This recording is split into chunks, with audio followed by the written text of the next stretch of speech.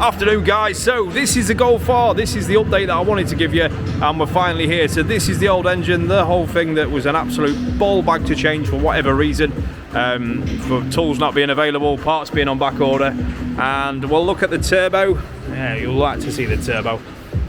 So let's just nosy on in here and see what's going on. Woo!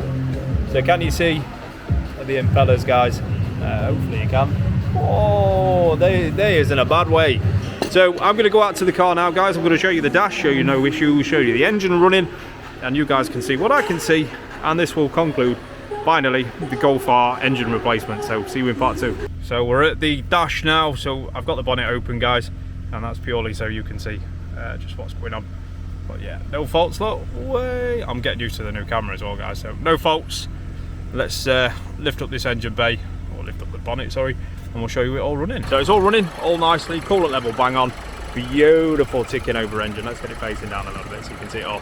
So coolant level, spot on, engine's running lovely. Golf R, they are nice to be fair. So here it is, guys, ticking over lovely. And that is the strife that I've had for the last, it took far too long due to back ordered parts and all that good stuff. It wasn't ideal, but we've got there, guys. So here it is, the Golf R, and that's concluded, thankfully. But we'll see you in the next one. Take care.